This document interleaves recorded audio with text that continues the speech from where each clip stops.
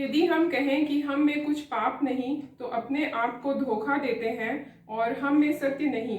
यदि हम अपने पापों को मान लें तो वह हमारे पापों को क्षमा करने और हमें सब अधर्म से शुद्ध करने में विश्वास योग्य और धर्मी है। आइए हम प्रार्थना करेंगे। प्यारे पिता, हम तेरे चरणों के पास आते हैं प्रभु जी। आज के इस रविवारी दिन के लिए तुझे धन्यवाद देते हैं प्रभु जी। इस पवित्र दिन में तूने ऐसा समय दिखाया प्रभु जी कि हम सब जीवितों के बीच में पाए जाते हैं प्रभु जी। धन्यवाद देते हैं प्रभु जी इस ऑनलाइन आराधना के लिए प्रभु जी। एक एक लोग जो इस ऑनलाइन आराधना में जुड़ते हैं प्रभु जी, एक एक को तू अपनी आत्मिक आशीष से भर दे प्रभु जी, ताकि ये आराधना उनके जीवन में काम में आने वाली हो सके प्रभु जी। हम धन्यवाद देते हैं प्रभु जी तेरे दास के लिए जो आज वचन का सुसमाचार हमारे बीच में लाते हैं प्रभु जी। ये हमारे जीवन में काम करने वाली हो सके प्रभु जी। आगे के समय को हम तेरे हाथ में सौंपते हैं और इस छोटी सी विनती को तेरे प्यारे पुत्र यीशु क्रिस्त के प्रिय और मीठे नाम से मांगती हूँ, सुनो ग्रहण कर, आमीन। आप सबों को प्रभु यीशु मसीह के प्रिय और मधुर नाम में नमस्कार मिले। आज की इस ऑनलाइन आराधना में जितने लोग भी हमारे साथ जुड़ रहे हैं, आप सबका स्वागत है। आइए हम इस ऑनलाइन आराधना को प्रारंभ करेंगे। हम गीत नंबर 320 गा लेंगे, यीशु है मेरा कैसा विलास।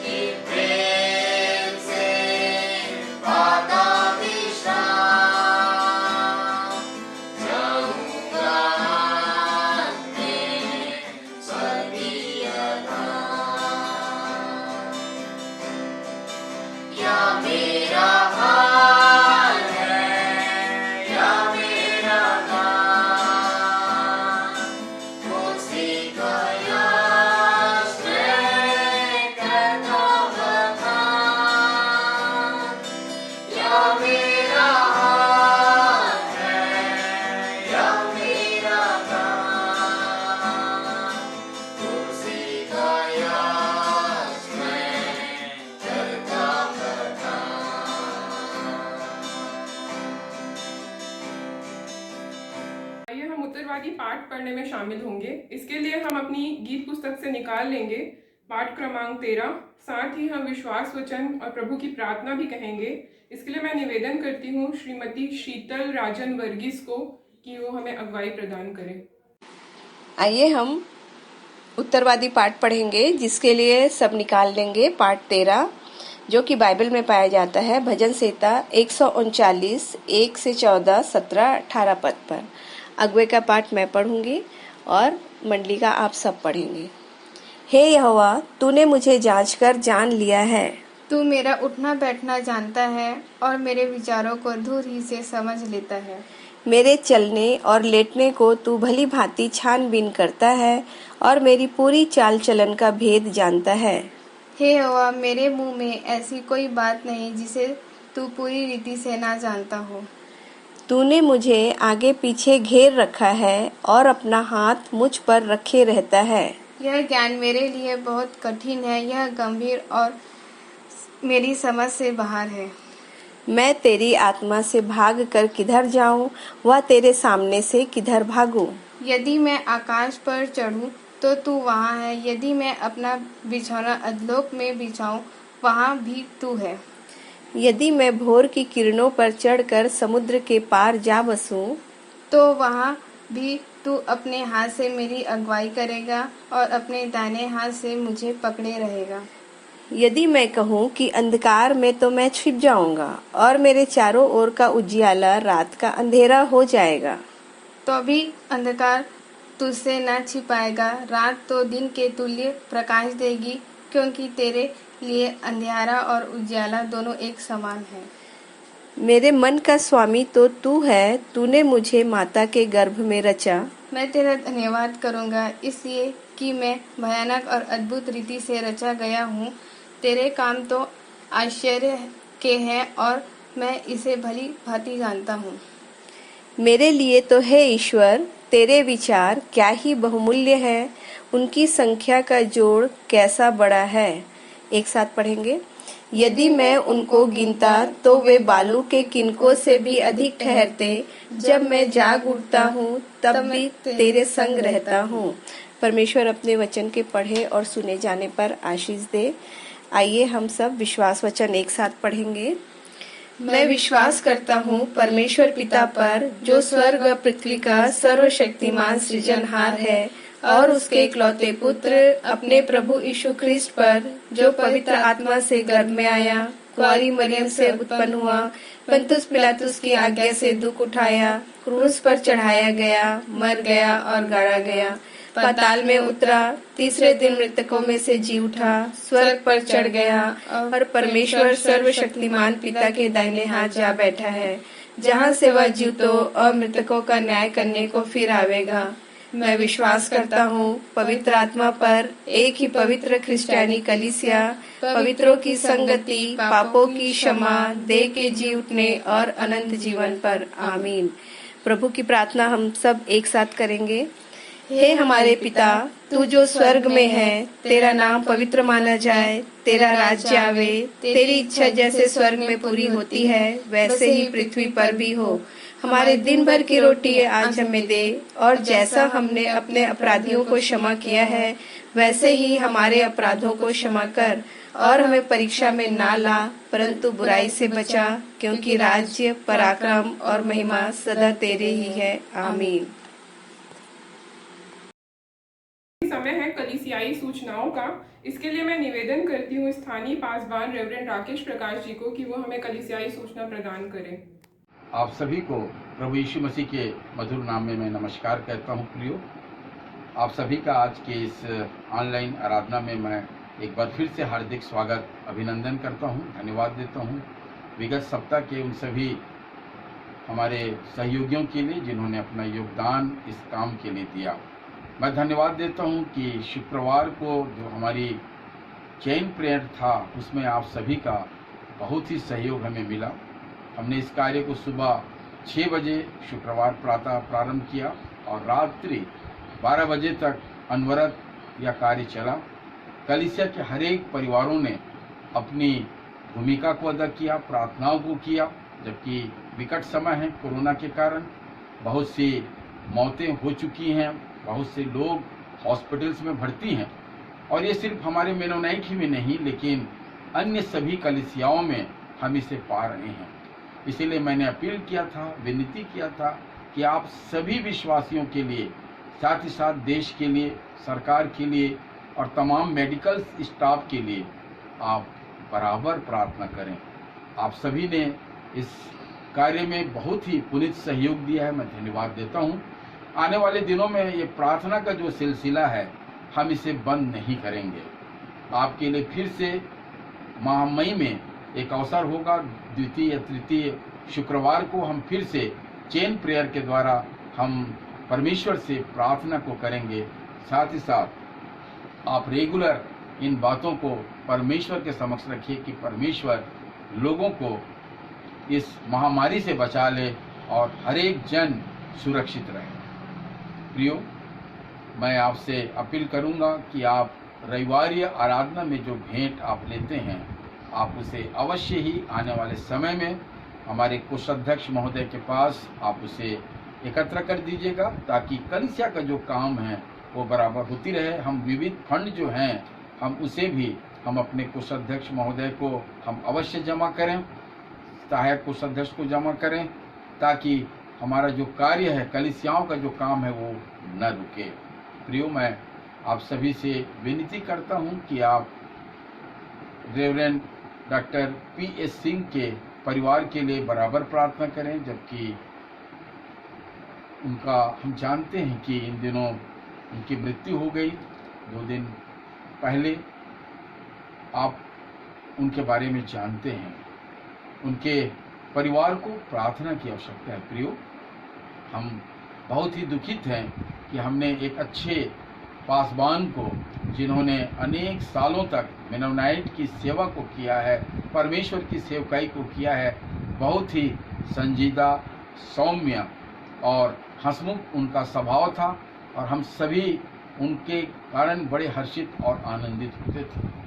जलसा में उनकी उपस्थिति ही हम सबको हंसा देती थी और आज वो हमें रुलाकर इस सृष्टि से पूछ कर गए हैं, लेकिन हम विश्वास करते हैं प्रियो कि वो परमेश्वर के पास है, स्वर्ग ही में उनका स्थान नियुक्त है और वो परमेश्वर के पास चले गए हैं। सो उनके जीवन के लिए हम प्रभु को धन्यवाद देते हैं। हम परिवार के लिए बराबर प्रार्थना करते रहें।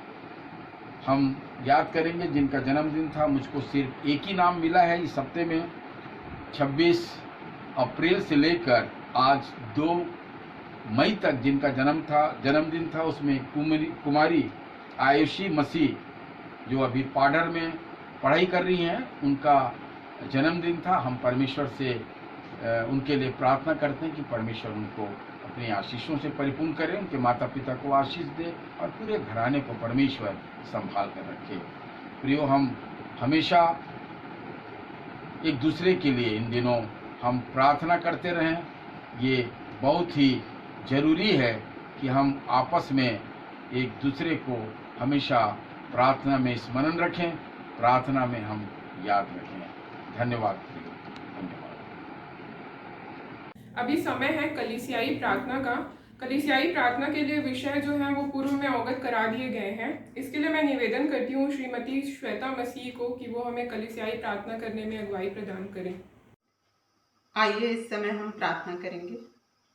हे हमारे अत्यंत दयालु सर्वशक्तिमान परमेश्वर पिता, हम इस समय आपके पास आते हैं और धन्यवाद देते हैं जीवन की तमाम अनगिनत आशीषों के लिए जिसे आपने हम में से हर एक के जीवन में बहुतायत से दी हैं। हे पिता, हम पापी मनुष्य हैं, जाने अनजाने हमसे जो कुछ भी गुनाह पाप हो गए हैं, चाहे हमारे बोलचाल के द्वारा, हमारे कार्यों के द्वारा या हमारे व्यवहार के द्वारा, हम अपने पापों को मान लेते हैं। आप हमें क्षमा कीजिए। हम इस समय प्रार्थना करते हैं आज के वचन के लिए जो कि आपके दास के द्वारा दिया जाना है। हम प्रार्थना करते हैं कि आप उन्हें अपनी आत्मा की भरपूरी दीजिए ताकि वे जो कुछ भी बोलते हैं वे अपनी ओर से नहीं परंतु आपकी ओर से बोलने वाले हो सके। हम तमाम श्रोतागणों के लिए भी प्रार्थना करते हैं जो इस वचन को सुनते हैं, उस वचन के सुनने के द्वारा वे अपने जीवन में 100 गुना फल लाने वाले हो सकें। हम प्रार्थना करते हैं हमारे स्थानीय पासवान के लिए और अभिषिक्त जनों के लिए कि उनकी सेवकाई पर भी आपकी आशीष का हाथ सदैव बना रहे।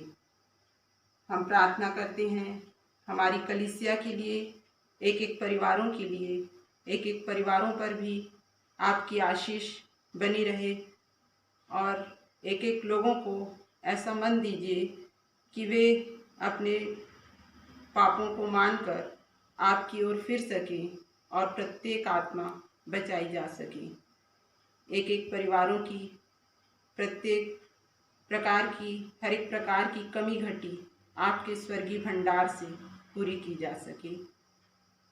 हम प्रार्थना करते हैं इस समय स्कूल कॉलेजों के लिए, वहाँ पढ़ने वाले बच्चों के लिए। इन दिनों जबकि आपके स्कूल कॉलेज बंद हैं, हम प्रार्थना करते हैं कि जल्द ही स्थिति सामान्य हो सके ताकि कोई भी बच्चा शिक्षा से वंचित न रहे। उन्हें पढ़ाने वाले शिक्षकों पर भी आपकी आशीष बनी रहे। हम प्रार्थना करते हैं इस समय तमाम मसीही अस्पतालों के लिए और शिक्षण संस्थाओं के लिए जो आपके नाम से संचालित की जाती हैं। वहाँ पर भी आकर लोग आपके प्रेम को पहचान सकें और उनके जीवन के द्वारा आपके नाम को महिमा मिल सके। हम प्रार्थना करते हैं प्रचार कार्य के लिए। इन दिनों जबकि ऑनलाइन आपके वचन का प्रचार प्रसार किया जा रहा है, इसके द्वारा भी लाखों करोड़ों आत्माएं जीती जा सकें।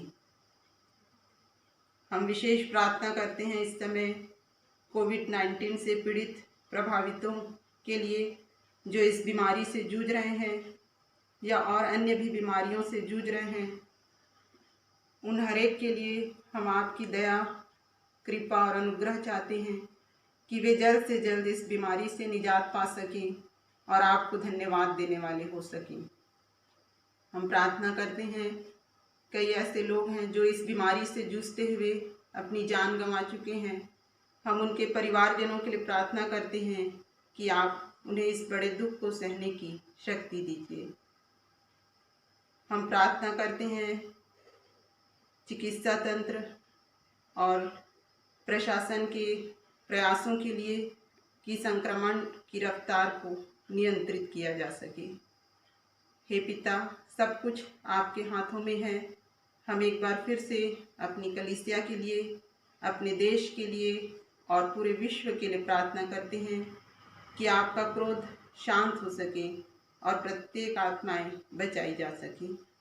इस विनती को प्रभु यीशु मसीह के नाम से मांगते हैं, आमीन। अभी समय है कि हम आराधना पाठ करने में जाएंगे और इसके लिए हम 2 अध्याय निकालेंगे। पहला अध्याय जो कि पाया जाता है यशाया 5 उसका 14 और दूसरा अध्याय मत्ती रचित सुसमाचार जो कि पाया जाता है 25वां अध्याय पद 14 से लेके 46 तक। इसके लिए मैं निवेदन करती हूँ बहन शाइनी डेविड से। मसीह के प्रिय और मधुर नाम में आप सभी को जय मसीह की। आज के आराधना पाठ के लिए हम निकाल लेंगे यशाया की पुस्तक उसका 5वां अध्याय पद 14 और आगे के अध्ययन के लिए हम निकाल लेंगे मत्ती की पुस्तक अध्याय 25 पद 41 से 46। तो पवित्र शास्त्र में इस प्रकार से लिखा है, इसीलिए अधोलोक ने अत्यंत लालसा करके अपना मुंह बेपरिमाण पसारा है और उनका वैभव और भीड़ भाड़ और आनंद करने वाले सब के सब उसके मुंह में जा पड़ते हैं। आगे मत्ती की पुस्तक में इस प्रकार से लिखा है, अध्याय 25 पद 41 से 46। तब वह बाईं ओर वालों से कहेगा, हे शापित लोगों, मेरे सामने से उस अनंत आग में चले जाओ जो शैतान और उसके दूतों के लिए तैयार की गई है। क्योंकि मैं भूखा था और तुमने मुझे खाने को नहीं दिया, मैं प्यासा था और तुमने मुझे पानी नहीं पिलाया, मैं परदेसी था और तुमने मुझे अपने घर में नहीं ठहराया, मैं नंगा था और तुमने मुझे कपड़े नहीं पहनाए, मैं बीमार और बंदी गृह में था और तुमने मेरी सुधि न ली। तब वे उत्तर देंगे, हे प्रभु, हमने तुझे कब भूखा या प्यासा या परदेशी या नंगा या बीमार या बंदी गृह में देखा और तेरी सेवा टहल न की? तब वह उन्हें उत्तर देगा, मैं तुमसे सच कहता हूँ कि तुमने जो इन छोटे से छोटों में से किसी एक के साथ नहीं किया, वह मेरे साथ भी नहीं किया। और ये अनंत दंड भोगेंगे, परंतु धर्मी अनंत जीवन में प्रवेश करेंगे। आइए हम प्रार्थना करते हैं।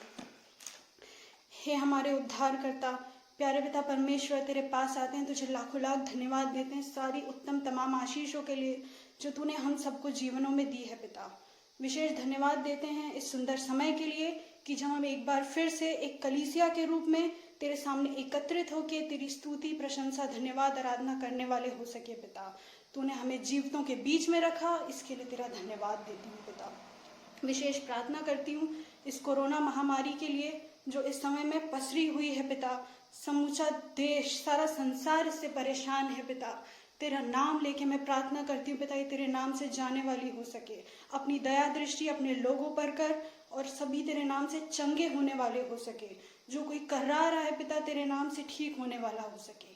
विशेष प्रार्थना करती हूँ पिता मैं आज की होने वाली इस ऑनलाइन आराधना के लिए।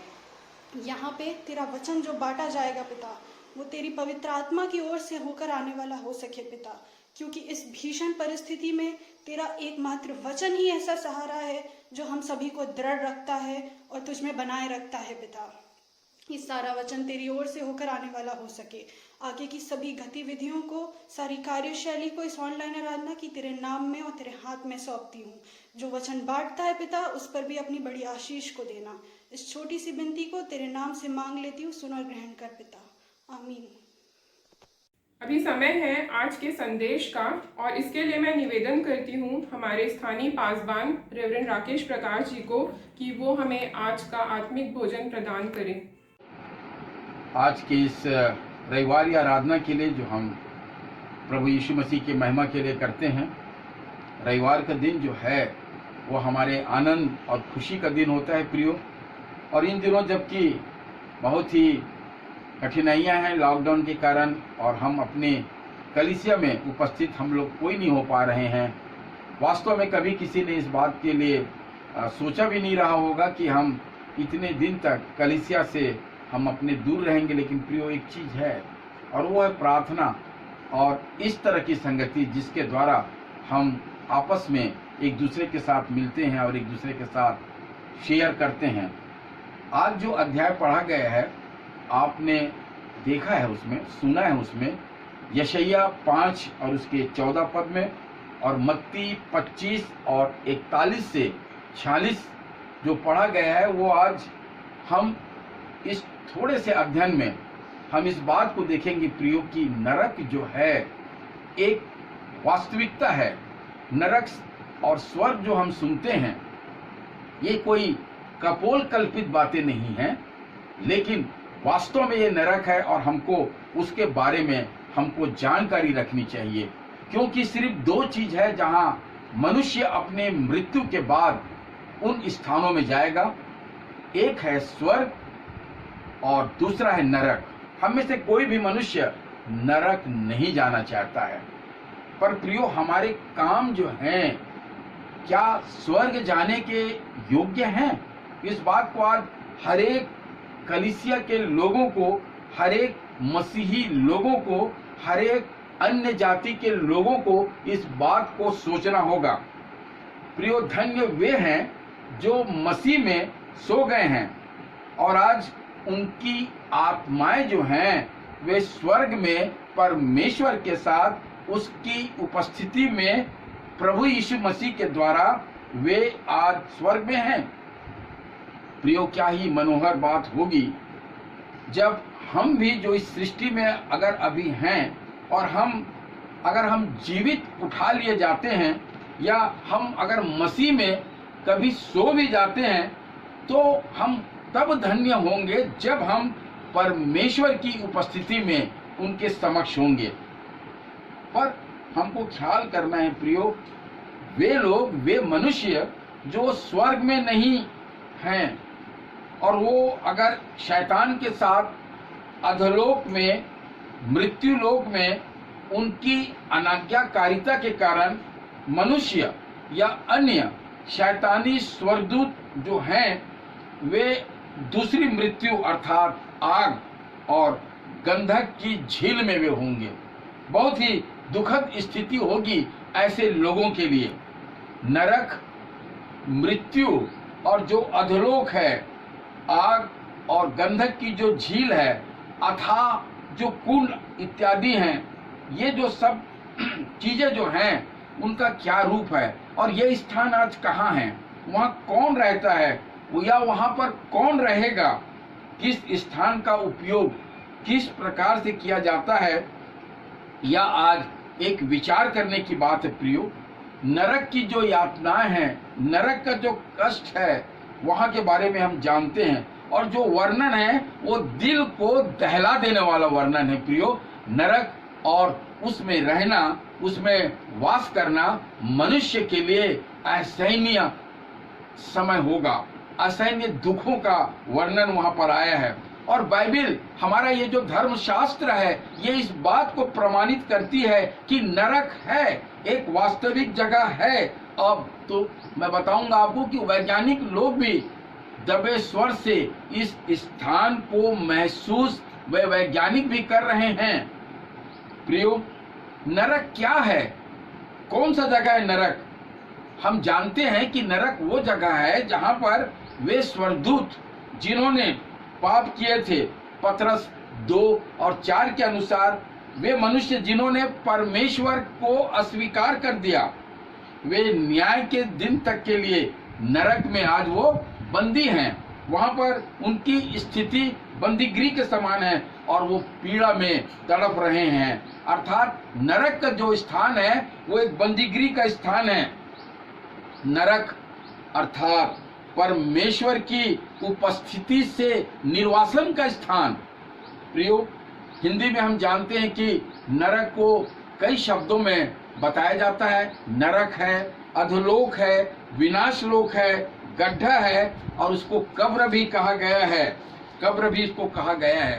प्रियो, सोचने वाली बात तो यह है कि नरक आखिर कब बनाया गया, इसकी रचना किसने किया, हमको इसके बारे में जानना चाहिए।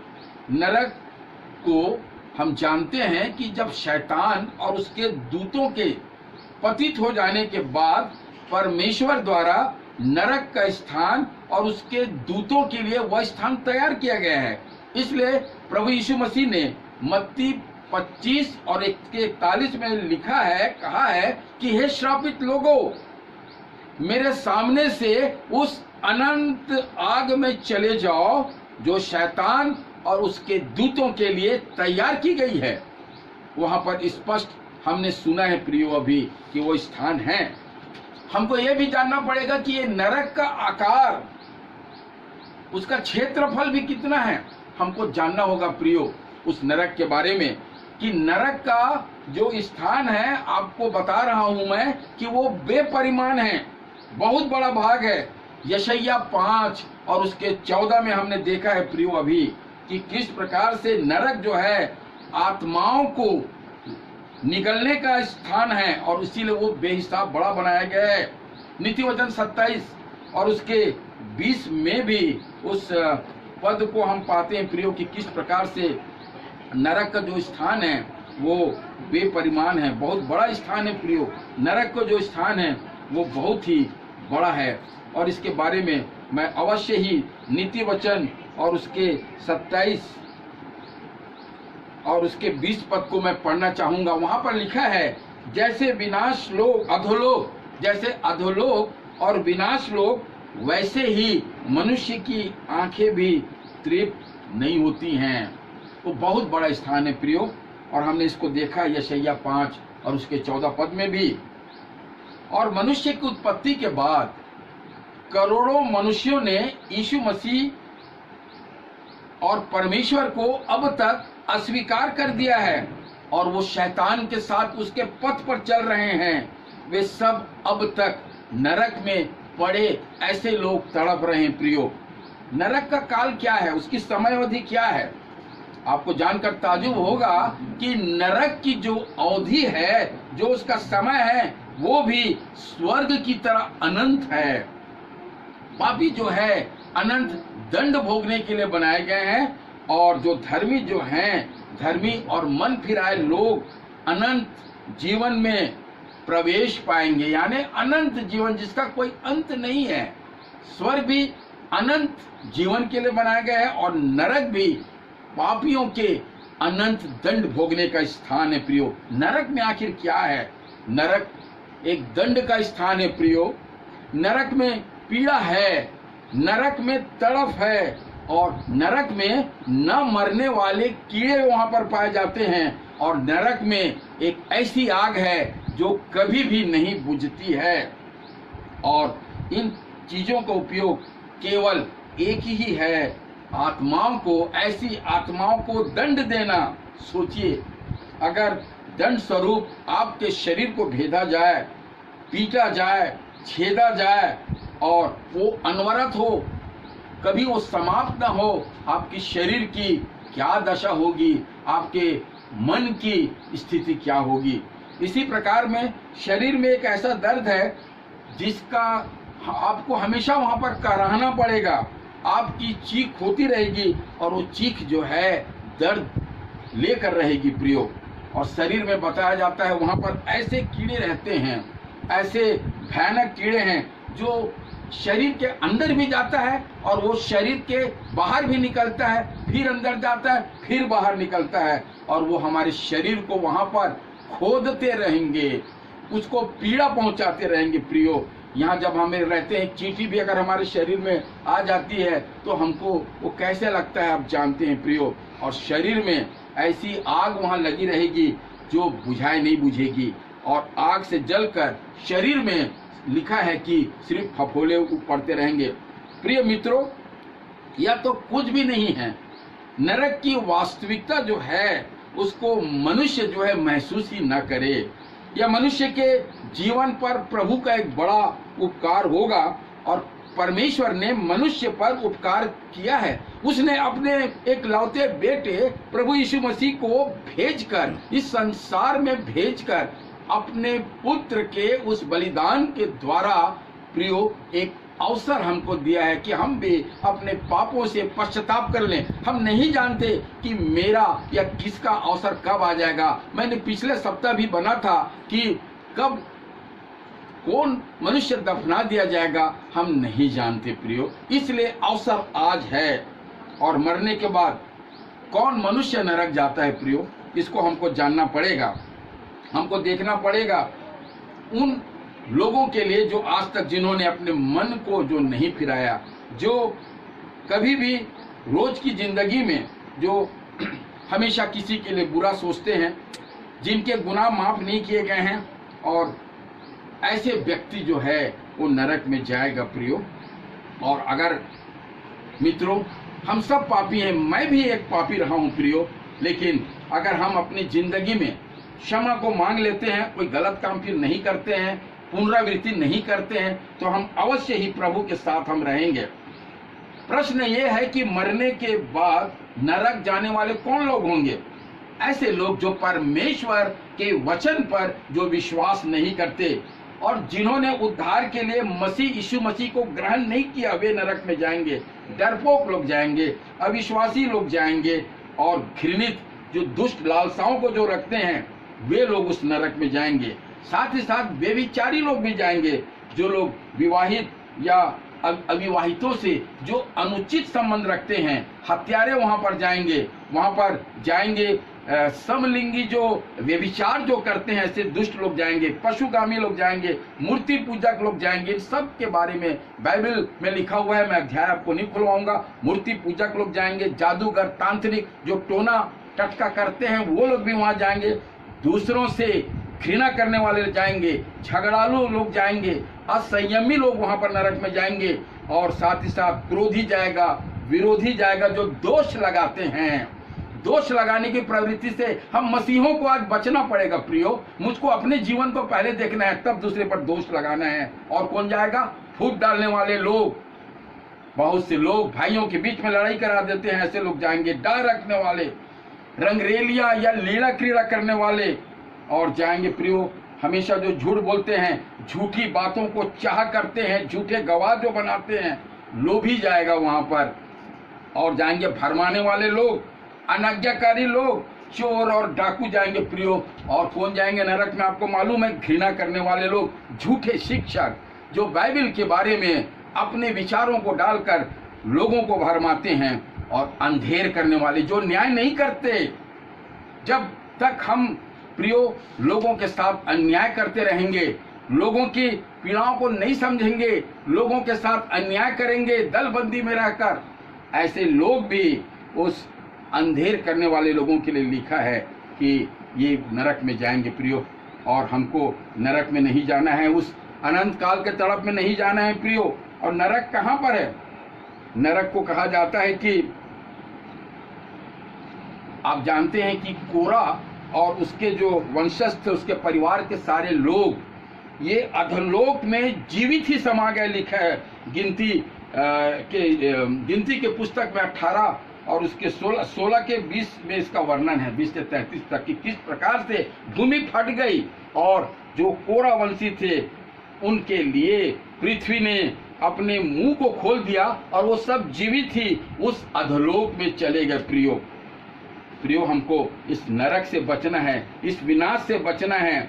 हम जानते हैं प्रियो, जब यीशु मसीह स्वर्ग पर चढ़ाए गए और जब उनकी मृत्यु हुई तो नया नियम उस अधोलोक के बारे में बताता है कि यीशु मसीह भी 3 दिन पृथ्वी के भीतर रहा, यानी पृथ्वी के गर्भ में रहा।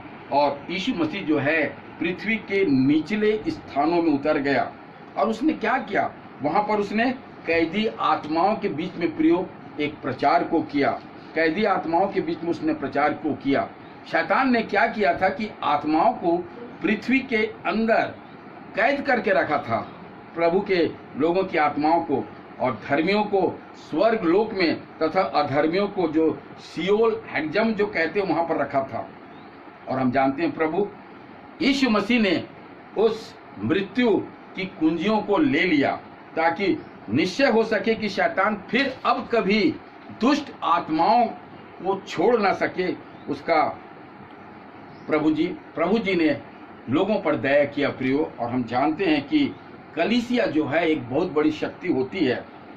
आपका शैतान पर तथा उसकी दुष्ट शक्तियों पर अधिकार है कलीसिया का। हम जानते हैं प्रियो, मत्ती 16 और 18 में कहा गया है ना इसके बारे में कि कलीसिया जो है प्रभु ने उसको बनाया है और उस पर कभी भी दुष्ट की यानी अधोलोक की शक्तियां उस पर प्रबल नहीं होंगी।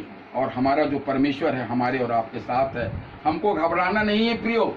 अगर हमको मृत्यु भी आ जाए तो हमको घबराना नहीं है, क्योंकि परमेश्वर जो है वो आपके और मेरे साथ है। वो अपने लोगों को कभी नहीं छोड़ता है। कोई बात नहीं, अगर हमारी मृत्यु भी कभी हो जाती है तो हम परमेश्वर के साथ रहेंगे, उसके साथ उसके उस निवास स्थान में रहेंगे जिसे उसने आपके लिए और मेरे लिए बनाया है। आइए इन वचनों के द्वारा परमेश्वर आपको और मुझको भी आशीषित करे। धन्यवाद। मैं धन्यवाद देती हूँ परमेश्वर पिता को और प्रभु के दास को आज के सुंदर सारगर्भित संदेश के लिए। अभी समय है भेंट अर्पण का और इसके लिए हम गा लेंगे गीत नंबर 507, हृदय भेंट चढ़ाएं प्रभु को। हृदय भेंट चढ़ाए प्रभु को स्तुति प्रशंसा करे, हम सब संत मिलकर। हृदय भेंट चढ़ाए प्रभु को स्तुति प्रशंसा करे, हम सब संत मिलकर। पाप का भार उठाने आया मसीह जग में, पाप का भार उठाने आया मसीह जग में।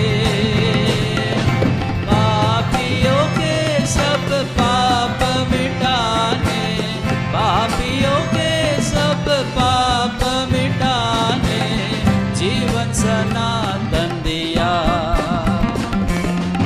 हृदय भेंट चढ़ाए प्रभु को स्तुति प्रशंसा करे, हम सब संत मिलकर।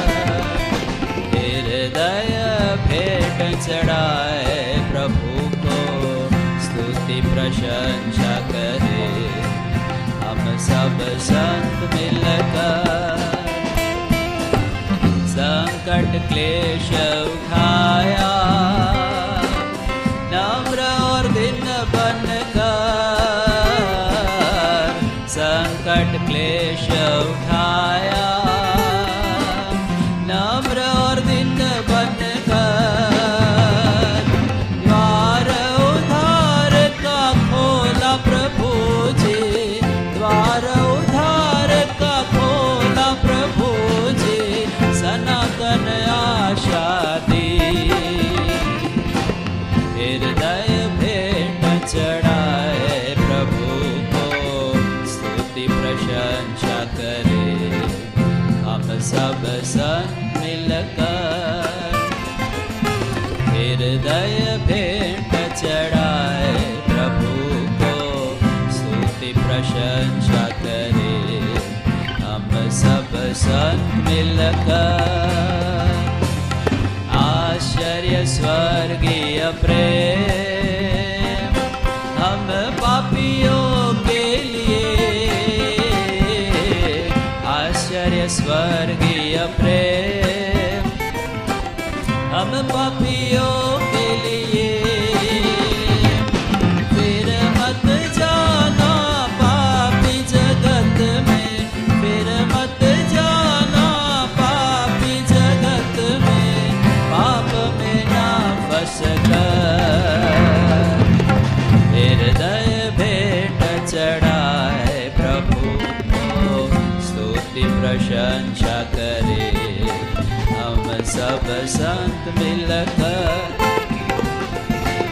हृदय भेंट चढ़ाए प्रभु को स्तुति प्रशंसा करे, हम सब संत मिलकर अर्पण कर आत्मा प्राण देह भी अर्पण करते हैं तुझको, आत्मा प्राण देह भी,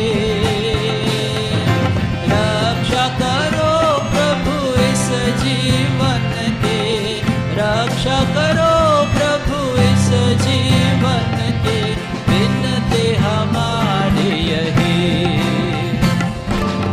हृदय भेंट चढ़ाए प्रभु को स्तुति प्रशंसा करे, हम सब संत मिलकर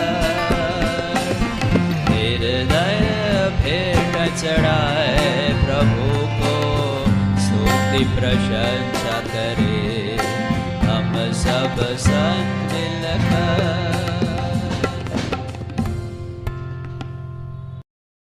समय है प्रार्थना और अंतिम आशीष का, और इसके लिए मैं निवेदन करती हूँ हमारे स्थानीय पासवान रेवरेंड राकेश प्रकाश जी को।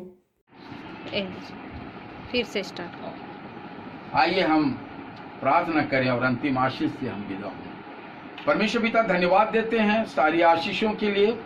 विगत समयों में प्रभु आपने हम में से हर एक की रक्षा को किया। हम धन्यवाद देते हैं प्रभु कि आप हमारे परमेश्वर हैं। जो कुछ भी हमारे जीवन में होता है, चाहे दुख हो चाहे आनंद हो प्रभु, हम उसमें संतुष्ट रहें। परमेश्वर पिता, हम प्रार्थना करते हैं रेवरेंड डॉक्टर पीएस सिंह के परिवार के लिए जो प्रभु शोकित हैं। पूरे परिवार पर प्रभु आपकी अनुग्रह, आपकी शांति का हाथ बना रहे और प्रभु वे सब सुरक्षित और भले और चंगे पाए जाएं। आपकी असीम शांति प्रिय परिवार पर बनी रहे, रिश्तेदारों पर बनी रहे, समस्त घराने पर बनी रहे। परमेश्वर पिता, आज के वचन के लिए भी हम धन्यवाद देते हैं जिसमें हमने सीखा है प्रभु। परमेश्वर पिता, हम आपसे प्रार्थना करते हैं सियोन मेनोनाइट चर्च सांगरा के हर एक सदस्यों के लिए, हर एक अभिषिक्तों के लिए, पंचायत के भाई और बहनों के लिए, प्रत्येक के साथ हो, प्रत्येक पर आपकी आशीष अनुग्रह बना रहे प्रभु। आज जो कुछ भी प्रभु हमने भेंट में आपको दिया है, आपने उसे देखा है प्रभु। आप हर एक देने वाले परिवारों को बड़ी आशीष दें। सब बातों में प्रभु कलीसिया को संभाले रख। इस विकट समस्या से जबकि हम सभी गुजर रहे हैं प्रभु जी, अपने लोगों पर दया कर, अपने लोगों की रक्षा कर। और प्रभु जी, हम धन्यवाद देते हैं बेटी के लिए जिनका जन्मदिन था प्रभु, आप प्रभु बेटी को आशीषित कीजिए। कुमारी आयुषी मसीह को जो पाडर में रहती हैं, प्रभु उसकी सहायता कीजिए, ज्ञान और बुद्धि और अपने शिक्षा और दिल डौल में प्रभु से आगे बढ़ाएं। हम प्रार्थना करते हैं परमेश्वर पिता, कलीसिया के एक एक जनों पर आपकी आशीष हो। सारी बातों में प्रभु आपने आप लोग संभाला, धन्यवाद देते हैं और धन्यवाद के साथ विनती को यीशु मसीह के नाम से मांगते हैं प्रभु, आमीन। हम आशीष लें। अब हमारे पिता परमेश्वर का प्रेम, प्रभु यीशु मसीह का अनुग्रह और पवित्र आत्मा की शांति और उसकी सहभागिता हमें से उपस्थित सभी भाई और बहनों पर अब और सदा बनी रहे, आमीन।